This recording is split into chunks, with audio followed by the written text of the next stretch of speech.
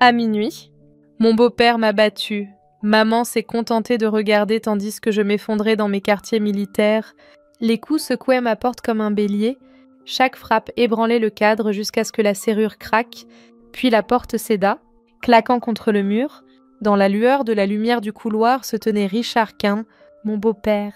Son visage était rouge d'alcool et de fureur. Il trébucha en avant, criant à travers ses dents serrées « Tu as trahi cette famille, Émilie. Ce soir, tu apprendras ce que coûte la loyauté. » Avant que je puisse réagir, son poids s'écrasa sur moi, me projetant en arrière contre la bibliothèque. La douleur explosa dans mon épaule avec un pop écœurant. Mon corps se plia, mes côtes hurlant tandis qu'il frappait à nouveau. Derrière lui, dans la demi-lumière, se tenait ma mère, Margaret. Ses mains agrippaient son visage, son corps tremblant. Les yeux écarquillés de terreur, mais elle ne bougea pas vers moi. Elle ne parla pas. Elle resta simplement là, silencieuse. Regardant tandis que mon corps s'effondrait au sol, ce silence transperça plus profondément que ses poings. Je m'appelle Capitaine Emily Carter. J'ai 32 ans. Je suis une infirmière de combat de l'armée américaine stationnée à Fort Bragg. J'ai traîné des soldats blessés hors de véhicules en feu sous les tirs, remis des os en place sur le sol d'hôpitaux de campagne et cousu des peaux déchirées dans les tempêtes de sable d'Afghanistan. J'ai vu des hommes se vider de leur sang en minutes, mais rien dans la guerre ne m'avait jamais préparé à la guerre qui est passée par ma propre porte cette nuit-là. La main de Richard s'en mêla dans mes cheveux, me tirant vers le haut, ses jointures traversant ma pommette jusqu'à ce que des étoiles éclatent dans ma vision. Chaque respiration apportait une agonie atroce tandis que mon épaule pendait inutilement. Il était beaucoup plus grand que moi, donc je fus incapable de résister. Sa voix profonde et venimeuse résonnait dans la pièce, et l'arôme de l'alcool planait lourdement dans l'air. Tandis que ma mère cachait ses cris derrière ses mains, je l'entendis dire « Tu ne m'échapperas jamais. Phil, la famille. » C'est pour toujours. Nous nous regardâmes un instant, silencieusement. Je suppliai « S'il te plaît, aide-moi. » Cependant, elle resta immobile, son immobilité plus assourdissante que n'importe quel cri. Me remémorer nos soirées de chants d'enfance fit surgir un flot de souvenirs. Ces mots apaisants me berçaient pour m'endormir, enfermée dans la terreur. Cette voix avait disparu, du sang coula dans ma bouche, mes jambes fléchirent, mais dans le brouillard, je pus distinguer la radio verte olive reposant sur mon bureau, la même que j'avais rapportée à la maison depuis la base chaque soir après des heures de travail tardive. Malgré la douleur dans chaque côte, je roulais sur le côté et me jetais en avant. Mes doigts parvinrent à localiser l'interrupteur malgré le pied de Richard s'écrasant dans mon dos. Le signal d'urgence est 3 poussées rapides. La police militaire pourrait voir mes coordonnées s'illuminer à des kilomètres de distance. Richard ne le remarqua pas. Il fut dévoré par sa colère. Avec la menace que je regretterais profondément d'avoir abandonné sa maison et ses règles, il me souleva à nouveau et me projeta contre le mur. Un tunnel de lumière et de musique diminuant rapidement encadra ma vue. La voix de mon beau-père était si forte que je crus pouvoir distinguer le faible crépitement d'une réponse radio. La musique pulsait d'espoir. Un fil aussi fin qu'un fil. Je sus alors que cette nuit ne se terminerait pas dans le silence. À la fin, la vérité émergerait. Tandis que je gisais là sur le sol cette nuit-là, ma langue couverte du goût métallique du sang, mon esprit me trompa en me ramenant à une époque où tout allait bien. La douleur peut réveiller les souvenirs. Tandis que je trébuchais sur les paroles de l'hymne national, je vis mon père agenouillé sur le tapis du salon, agitant un petit drapeau. Cette fois, il n'était pas en uniforme. Chaque fois que je ratais une ligne, il riait doucement et recommençait, me guidant avec sa voix puissante et stable. Même s'il était très dur envers lui-même, le vétéran de la Navy était toujours vraiment gentil avec moi. J'avais supposé que cette permanence nous échapperait. Cependant, mes 8 années de vie furent écourtées. Au milieu de son quart de nuit tardif, il eut une grave crise cardiaque. L'homme qui m'avait inculqué le courage disparut sans laisser de traces. Sans son rire et le confort qu'il apportait, la maison glissa dans un silence étouffé. Margaret, ma mère, essaya d'être à la fois un bon parent et un bon ami, mais je pouvais voir qu'elle luttait. Quand elle pensait que je ne regardais pas, elle passait de chanter dans la cuisine à passer des nuits seule, fixant des factures avec des mains tremblantes. Richard Quint fit son apparition pendant ces années délicates, un homme imposant et dominant qui avait auparavant servi comme officier de logistique. Il avait le genre de présence qui faisait impression partout où il allait. Sa confiance trahissait sa prétendue compréhension de la discipline et de l'ordre. Il dut apparaître comme un sauveur pour ma mère, qui était encore en deuil et désespérément en besoin de stabilité. Il entra dans notre vie beaucoup trop abruptement, et je le sentis comme un étranger. Ce fut le premier repas que je n'oublierai jamais. Richard arriva avec un bel arrangement de lys, le type que ma mère n'avait pas reçu depuis des années, pour la réjouir. Il apporta un ours en peluche vêtu de petites tenues de camouflage pour me représenter. Il y eut une nouvelle rougeur d'optimisme sur les joues de ma mère, et son visage s'illumina d'une manière que je n'avais pas vue depuis avant la mort de mon père. Sachant que j'aurais dû être heureuse, je regardais son sourire devenir plus lumineux et plus animé. Au lieu de cela, un nœud froid se forma dans ma poitrine. Pendant longtemps, je gardai l'ours sur mon étagère. Ses yeux cousus étaient un rappel constant que quelqu'un d'autre était entré dans l'espace où l'esprit de mon père résidait. J'avais le sentiment que ce talent n'était pas pour moi-même quand j'étais petite. Au milieu du deuil silencieux de notre maison, il s'agissait de progresser, de planter un drapeau. Malgré l'accueil chaleureux de ma mère, je pouvais sentir un changement invisible dans l'air. La luminosité de notre maison avait changé, et je ne pouvais pas mettre le doigt dessus. La mémoire est un organe mystérieux. Tandis que Richard cognait sur le sol de mon appartement comme un marteau cette nuit-là, je ne pouvais m'empêcher de penser au Richard que le monde avait vu et à celui en qui ma mère avait cru. Richard, enveloppé de courtoisie, avait envahi nos vies après la mort de mon père. Au dîner, il racontait des histoires de son temps dans l'armée, des histoires qui n'étaient jamais trop sombres, et toujours avec la quantité parfaite de drame pour impressionner. À tout moment, il portait une chemise repassée et se tenait droit. Sa voix était stable et mesurée. Ma mère pensait que c'était un cadeau quand il nous relogea dans sa grande maison du New Jersey. Les voisins disaient qu'il était l'incarnation d'un gentleman. Après de nombreuses années de difficultés, il représentait la protection pour ma mère. Pendant ce temps, le masque commença à se détacher. Les choses commencèrent par de petites choses, des commentaires destinés à sonner comme de l'inquiétude, des préoccupations sur la garde-robe de ma mère, et des spéculations sur ses compagnons d'après-midi. Sa suggestion suivante fut qu'elle coupe tout soutien financier de sa famille, en fermant son compte bancaire, sans un murmure. Je la vis renoncer à son autonomie.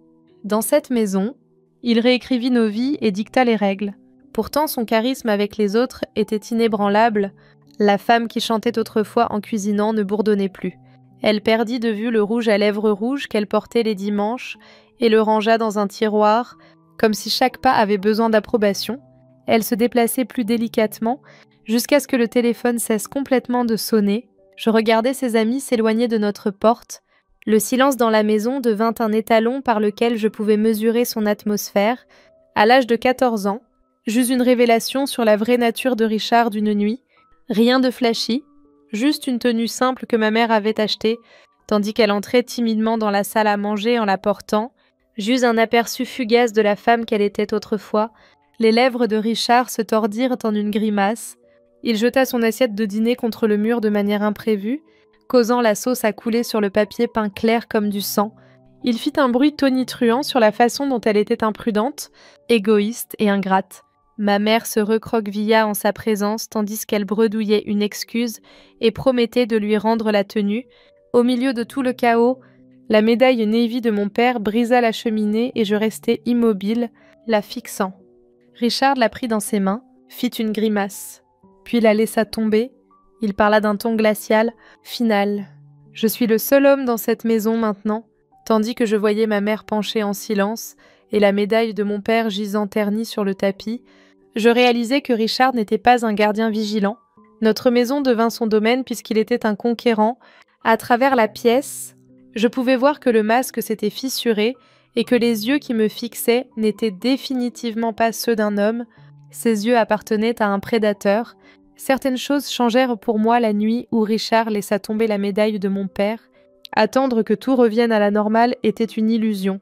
Je compris à ce moment-là, mon père avait enterré la normalité. Après cette nuit, je réalisais que je devais me frayer mon propre chemin vers l'oxygène dont j'avais besoin pour respirer. Pour moi, le lycée fut l'arène de combat. Dans le programme ROTC Junior, je donnais mon meilleur. tandis que les autres élèves traînaient dans les couloirs ou faisaient des blagues dans la cantine, exercices de marche tôt le matin, pompes interminables et courses jusqu'à ce que mes poumons brûlent, tout cela fut embrassé par moi, comparé aux douleurs de la maison, celles dans mes muscles étaient plus propres, la transpiration excessive rendait inaudible le discours de Richard, des limites furent érigées comme une barrière, même si ce n'était que pour quelques heures, je pouvais maintenir un rythme qui rendait la gloom de ma maison plus éloignée. Pendant cette période, je croisais le chemin de Naomi Parker, son esprit était aussi aiguisé que du verre, et elle pouvait voir à travers les prétentions d'un clin d'œil. Je l'invitai une fois, mais elle ne vint jamais. Elle n'acheta pas ma blague. Même si je les ris, je confessais la vérité une nuit après l'entraînement. Elle pouvait voir le layout général de ma cellule, mais pas tout le poids parce que je ne pouvais simplement pas le faire. Elle ne fut jamais sympathique ou jugeante. Elle devint la seule personne autour de qui je pouvais enfin baisser ma garde. Parfois, tout ce qu'il faut pour survivre est que quelqu'un croie en vous et voit que vous n'êtes pas fou. L'obscurité s'allongea dans toute la maison. Même ma mère avait commencé à se sentir comme un fantôme dans sa propre chair. Ses mouvements étaient délicats, son discours sparse, et ses yeux toujours baissés. « Émilie, tu ne comprends pas les hommes militaires. C'est tout ce qu'elle dirait en réponse à mes supplications pour qu'elle se défende. C'est comme ça qu'ils sont. Ils nous aiment. Mais il est strict. » Chaque fois qu'elle le disait, je sentais une partie de moi se briser. Elle l'appelait amour, mais j'avais mes soupçons. Un masque fort de terreur était exposé.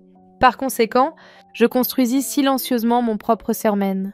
Dès que je fus capable de partir, je me jurai que je ne reviendrai jamais. Comme ma mère, je ne disparaîtrai pas, je ne resterai pas les bras croisés tandis que les règles de Richard définissent la famille.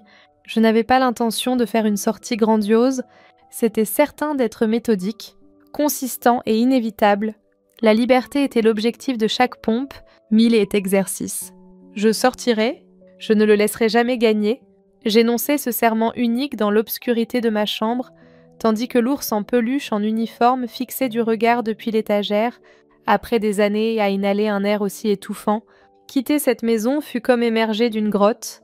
Je ne me faisais pas assez confiance pour parler quand je reçus ma lettre d'acceptation de West Point, donc je fis mes bagages en silence. Le matin de mon départ, Richard leva à peine la tête de son travail, murmurant des choses que je ne pouvais pas tout à fait saisir tandis que ma mère m'embrassait fermement, ses bras tremblants. « J'étais libre, me dis-je, mais il y a plus à la liberté que la distance. Pendant que j'étais inscrite à l'école, la discipline se transforma d'une barrière protectrice en une opportunité de croissance, jusqu'à ce que je sois si épuisée que je ne puisse plus fonctionner.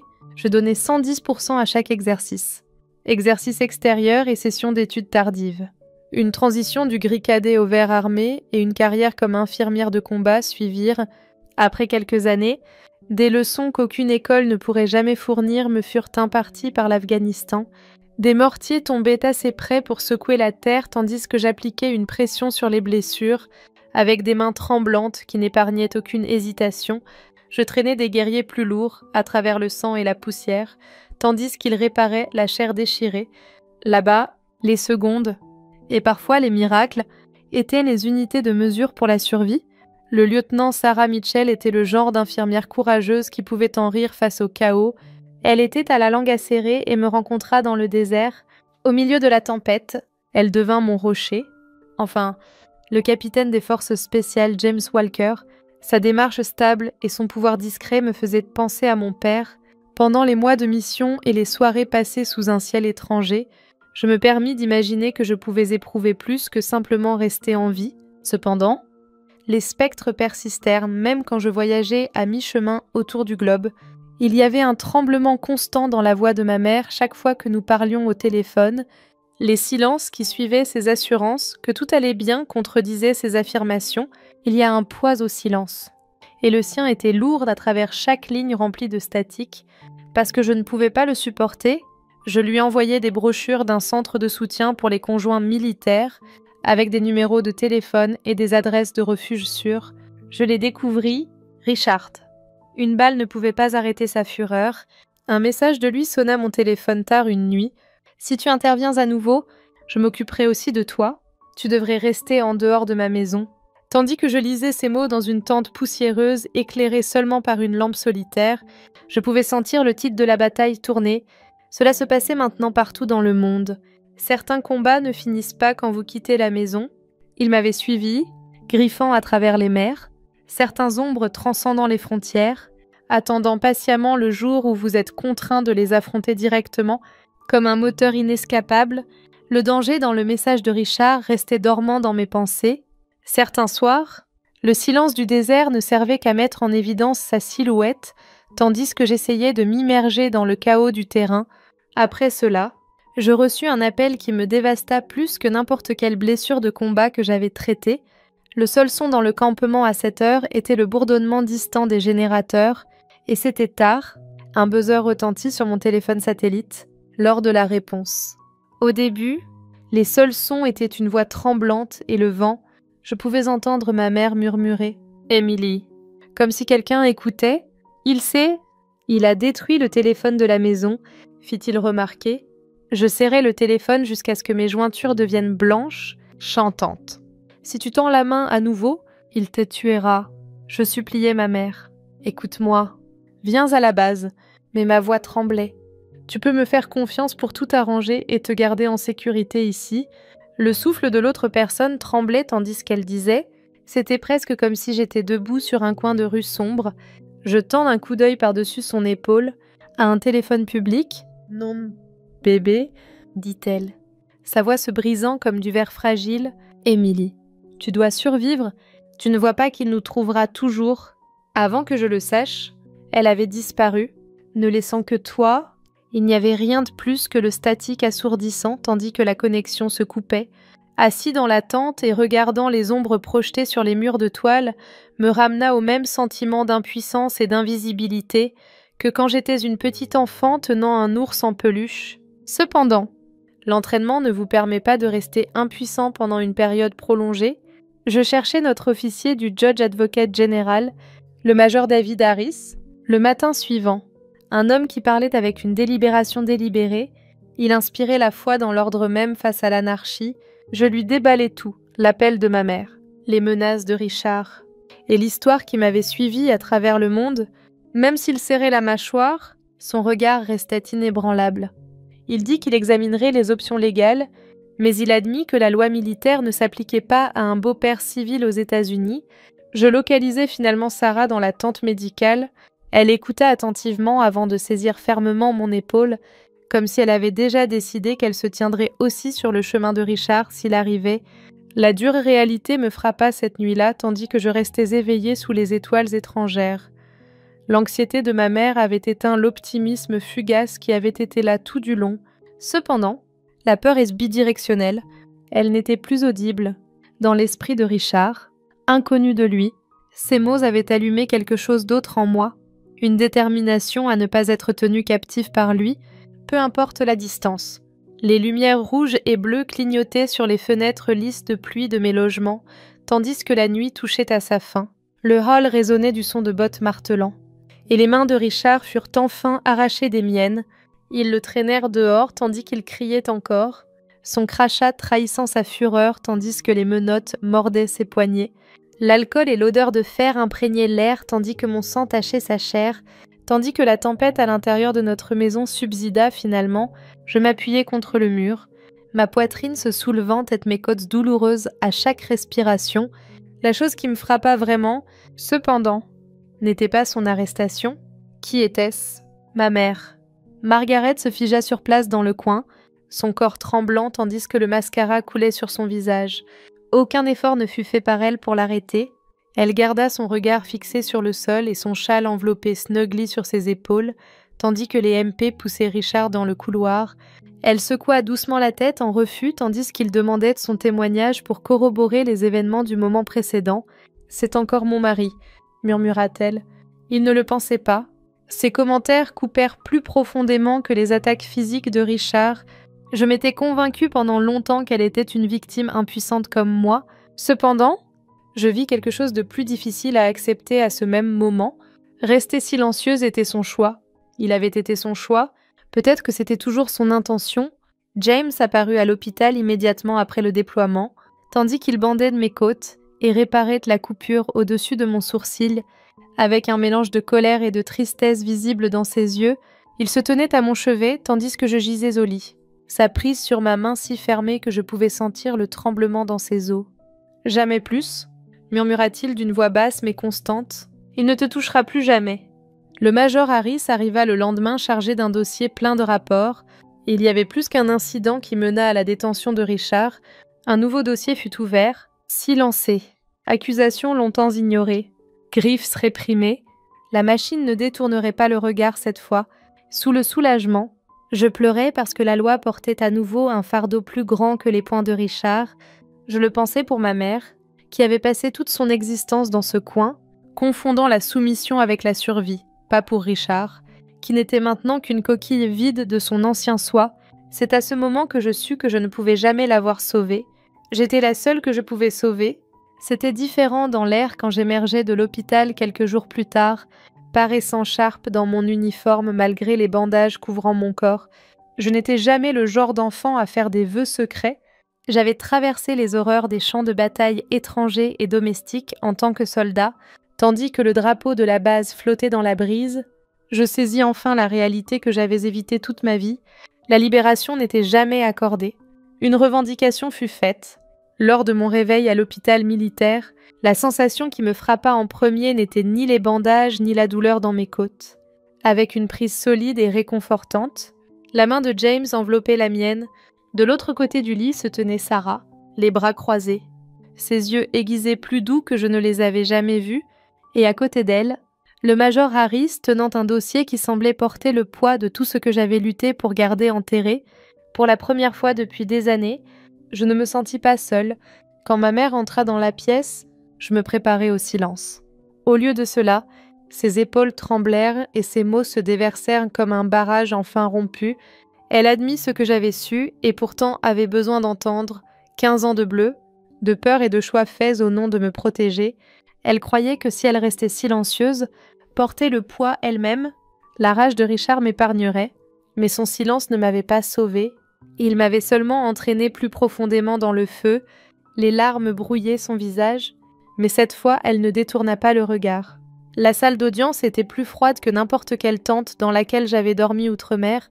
Richard apparut poli dans un costume sharp, comme si la civilité elle-même pouvait effacer ce qu'il avait fait. Il me dépeignit comme instable, m'accusa d'exagération, de trahison. Mais les preuves empilées contre lui étaient une forteresse. Le signal SOS de ma radio, les dossiers médicaux documentant chaque fracture, le témoignage de ma mère, tout cela formait un mur que ses mensonges ne pouvaient escalader. Quand le juge lut la sentence, 20 ans en prison fédérale avec ses honneurs militaires retirés, le masque de Richard se fissura enfin. Je vis non un commandant, pas même un homme, mais la fureur creuse de quelqu'un qui avait perdu le contrôle pour la dernière fois. De ces décombres, je choisis de construire, aux côtés de Sarah, je fondai Valor Shield, une organisation dédiée à connecter les membres du service et les familles vivant sous l'ombre de la violence domestique. James prit en charge la logistique, s'assurant que personne qui tendait la main ne fasse face au silence à l'autre bout de la ligne, et ma mère, hésitante mais déterminée, commença à faire du bénévolat à l'hôpital des vétérans, sa voix revenant lentement. La première fois qu'elle chanta l'hymne national lors d'un défilé, sa voix forte et claire, je sentis un cercle se fermer. Des mois plus tard, debout devant une salle de médecins militaires et de cadets, je prononçais des mots que je n'avais jamais pensé dire à voix haute. Le silence n'a jamais protégé personne. Nous ne sommes en sécurité que quand nous avons le courage de dire la vérité. Les applaudissements montèrent, mais je n'en avais pas besoin. Ce qui comptait était le calme en moi, la connaissance que la guerre que j'avais portée pendant des décennies n'était plus mienne seule. J'avais parlé, et dans cette vérité, j'avais enfin revendiqué ma liberté. Si cette histoire vous a touché, j'aimerais entendre vos pensées. Partagez comment elle vous a fait sentir dans les commentaires et dites-nous d'où dans le monde vous regardez. Vos mots et votre présence signifient plus que vous ne le savez. N'oubliez pas de cliquer sur s'abonner à Relative Tension pour ne pas manquer la prochaine histoire qui pourrait parler droit à votre cœur. Gardons cette conversation vivante.